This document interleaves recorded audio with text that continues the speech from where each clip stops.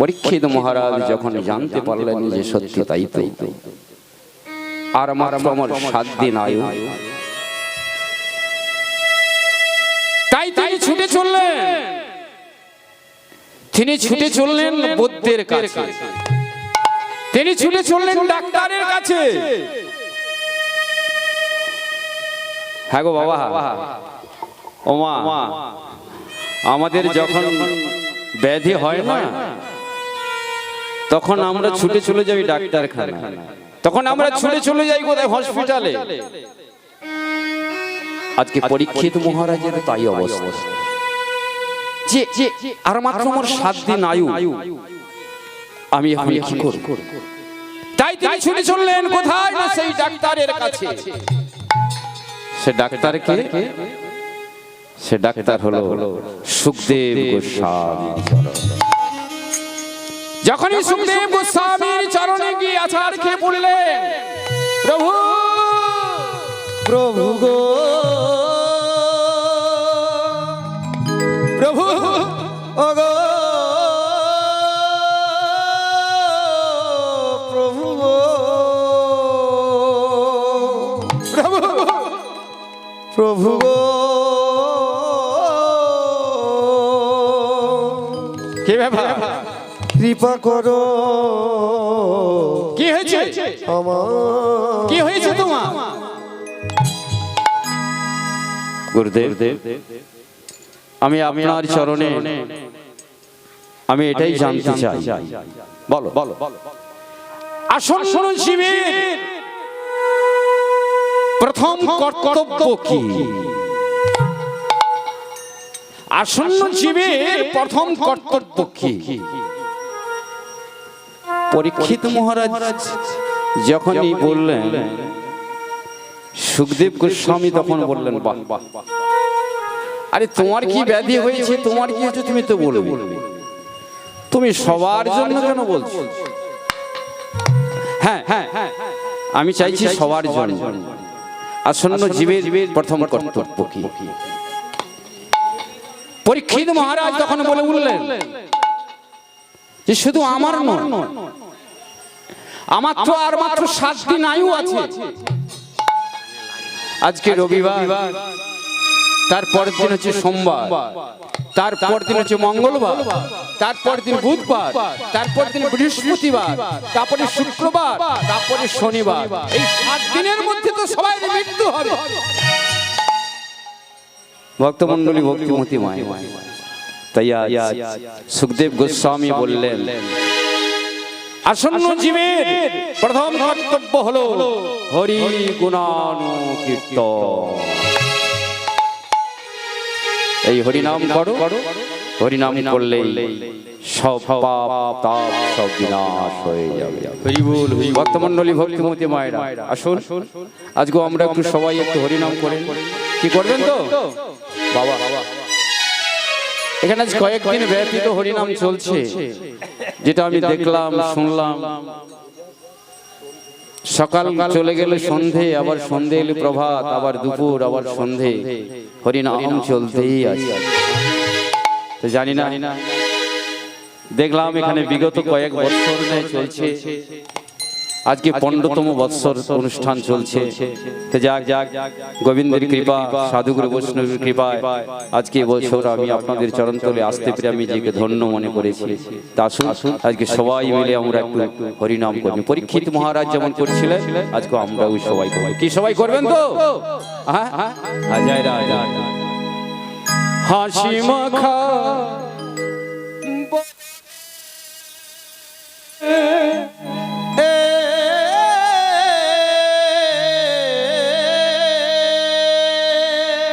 ছলো ছলো নয়নে হাসি মাখা বদনে, ছলো ছলো নয়নে আনন্দ কাননে ভ্রময়নিবা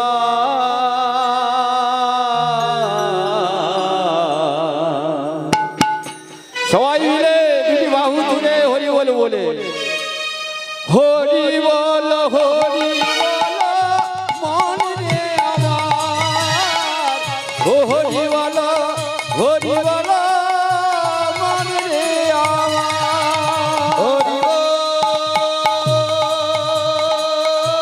হরি বল হরি বল হরি বল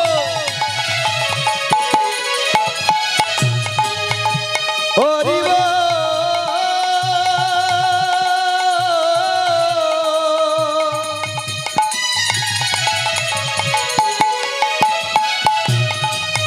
হরি বল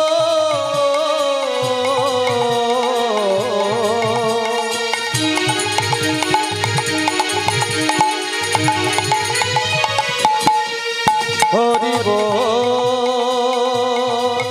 হরি বল ছল ছল নয়নে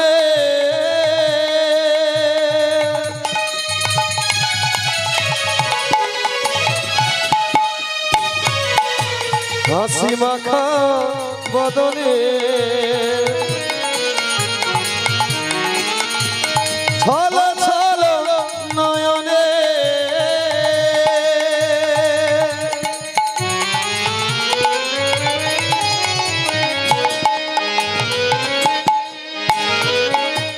হাসি মাখা বদনে আনন্দ কাননে মন সময় নিবা হরি বল হরি বল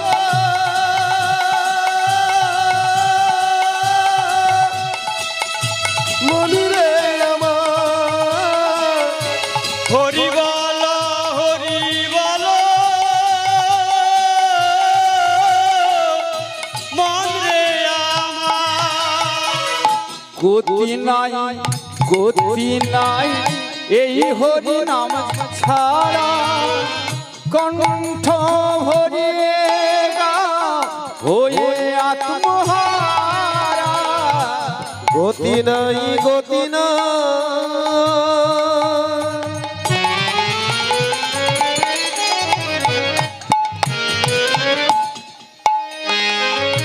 এই হরি নাম ছাড়া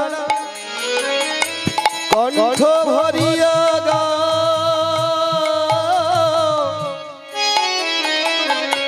হয়ে আত্মহারা গতি নাই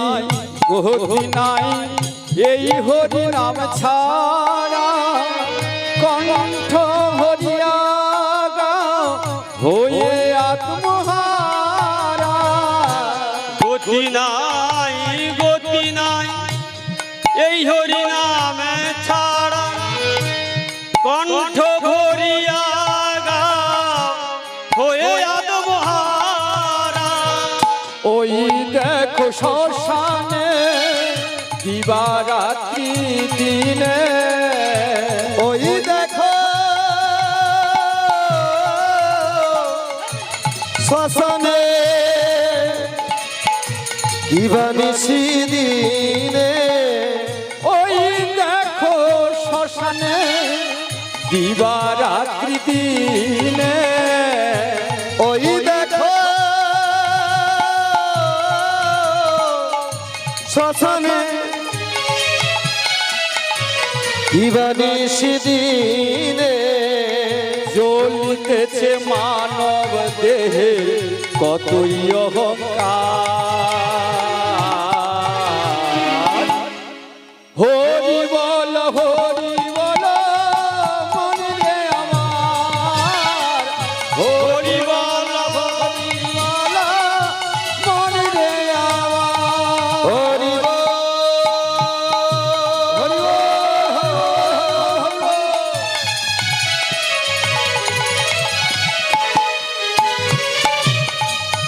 হরি বল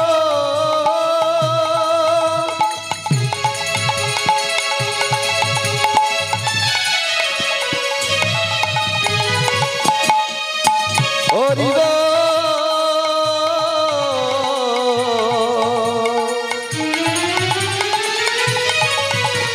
হরি বল হরি হরি বল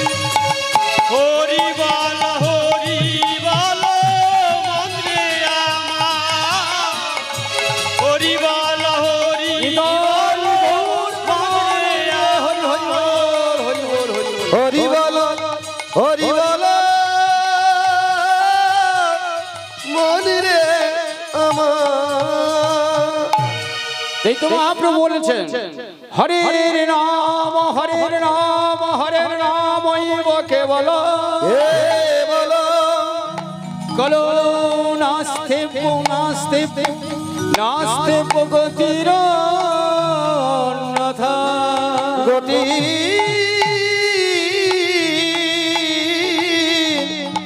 অন্যথা এই কলিকাল হরিনাম ছাড়া কোনো গতি নাই গতি নাই গতি নাই। ও কাকা ও কাকা না না না ওখানে না নিমাই নিমাই বলছি শ্রীবাস সঙ্গনে গিয়ে তখন রাত্রি 12টা শ্রীবাস পণ্ডিতকে লক্ষ্য করে বলছি নিমাই ও কাকা কাকা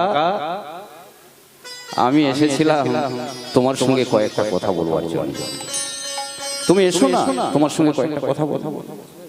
তো যখনই নিমাই পণ্ডিত শ্রীবাসকে ডেকেছি কাকা কাকা বলে শ্রীবাস পণ্ডিত তখন ঘুমন্ত অবস্থায় ছিল অমনি চোখ দোলতে দোলতে দোলতে দোলতে এসে কোপারটা খুলেছে আর নিমাই তখন বলছে ও কাকা কাকা তুমি তখন ঘুম করে আছো তা আমি এসেছিলাম তোমার সঙ্গে কয়েকটা কথা বলবো। কি জানো তোমার সামনে যে উঠোনটা আছে ওই উঠোনটা আমার চাই চাই চাই